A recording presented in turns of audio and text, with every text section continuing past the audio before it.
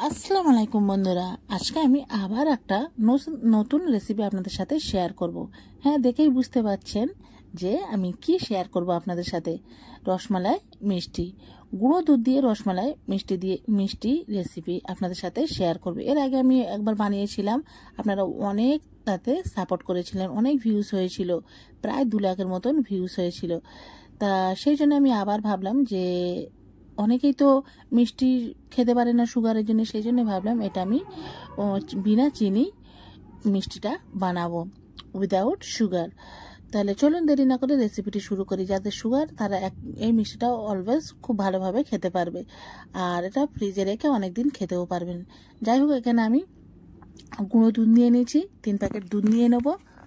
এখানে আমি 3 প্যাকেট দুধ নিয়ে নেব। আপনারা চাইলে আরও বেশি নিতে পারেন আর কমও নিতে পারেন, কোনো অসুবিধা নেই, যেমন নেবেন তেমন মিষ্টি হবে। আর এখানে আমি 1/2 চামচ বেকিং পাউডার নিয়ে নেব, নিয়ে এর মধ্যে আমি ঘিও 1 চামচ দিয়ে দেবো।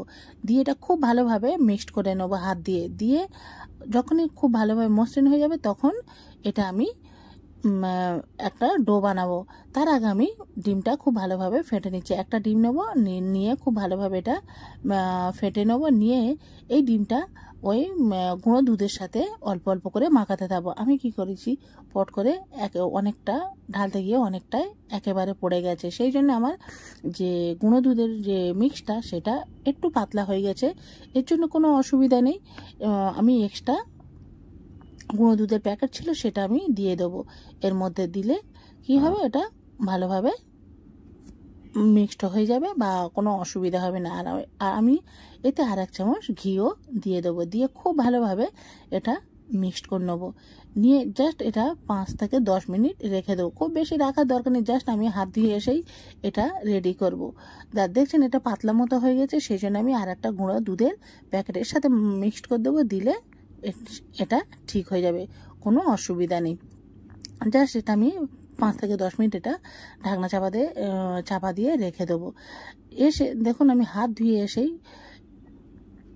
দেখবো যে এটা খুব ভালোভাবে সেট হয়ে গেছে। আর দেখুন তখন হাতে কত চিপচিপে লাগছিল, এখন আর নেই, আর হাতে লাগছে না দেখুন। আর এবার আমি হাতে একটু ঘি নিয়ে নেব, নিয়ে এটা এবার রসমালাইয়ের শেপ দেবো। আপনাদের যেমন খুশি তেমনই শেপ দিতে পারেন। এর আগে আমি আরেকবার বানিয়েছিলাম, সেটা আমি গোল শেপ দিয়েছি। এবার আমি একটু লম্বা শেপ দেবো। দেখুন আমি লম্বা লম্বা করে সব রসমালাইগুলো রেডি করে নেব। জাস্ট হাতে একটু ঘিয়ে নিন, আর হাতে একটু লাগবে না। দেখুন একে একে আমার সব এখানে রসমালাই রেডি হয়ে গেছে। দেখুন আমি 3 প্যাকেট 10 টাকার প্যাকেট দুধ নিয়েছি, কতটাই রসমালাই হয়েছে। আর এত সুন্দর হয় কি বলবো, একবার আপনারা না বানালেই বুঝতেই পারবেন না যে এটা এত সুন্দর হয়। দেখুন আর এবারে আমি কড়াতে 1 বাটি দুধ দিয়ে দেবো, আর সাথে 1 প্যাকেটও ওই 10 টাকালা গুঁড়ো দুধের প্যাকেট একটা দিয়ে দেবো। আর গুঁড়ো দুধ যদি আপনারা না দিতে চান, ডাইরেক্ট লিকুইড দুধ একটু বেশি দিয়ে দেবেন। জাস্ট এবার এটা আমি দিয়ে খুব ভালোভাবে নেড়ে চেড়ে নিয়েছি। জাস্ট এটা ফোটা পর্যন্ত ওয়েট করব। যখনই হালকা ফুটে উঠবে, দেখুন একটু ফুটে উঠবে হালকাভাবে, তখন আমি মিষ্টিগুলো এর মধ্যে ছেড়ে দেবো। সব মিষ্টিগুলো একে একে ছেড়ে দেওয়ার পর এটা আমি ঢাকনা চাপা দিয়ে ফোটাতে থাকবো। আর মিষ্টিগুলো দেখবেন ফুলে ডবল হয়ে যাবে, আর খুব সুন্দর একদম সফট, এত সুন্দর হয় কি বলবো।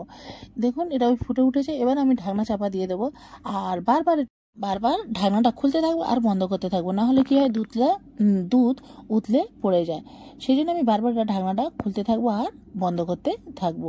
এটা আপনারাও করবেন, না হলে কি হয় দুধটা উতলে পড়ে যায়। আর যখন একটু কমে যাবে তখন যে ঢাকনাটা বন্ধ করে রাখলেও অসুবিধা নেই। দেখুন মিষ্টিগুলো কত সুন্দর, কত বড় হয়ে গেছে। আর এবার আমি এর মধ্যে কিন্তু কোনো চিনি টিনি দিইনি। দেখুন আমার কাছে ঘরে নলের গুড় ছিল, খেজুরের গুড়, সেটা আমি এর মধ্যে দিয়ে দেবো। গুড় খুবই ভালো, আর এতে একদম পিওর, এটা নলের গুড়, খেজুরের গুড়, সেই জন্য আমি এর মধ্যে দিয়েছি। আর এটা খেতে এত সুন্দর লাগে কি বলবো। আপনারা তো জানেন, যারা খায় নলের গুড়ের মিষ্টি খায় তারাই জানে যে এর কতটা টেস্ট, এত সুন্দর হয় কি বলবো। দেখুন এখানে আমি নলের গুড় দিয়েছি, দিয়ে এটা আবার খুব ভালোভাবে ফুটিয়ে নিচ্ছি।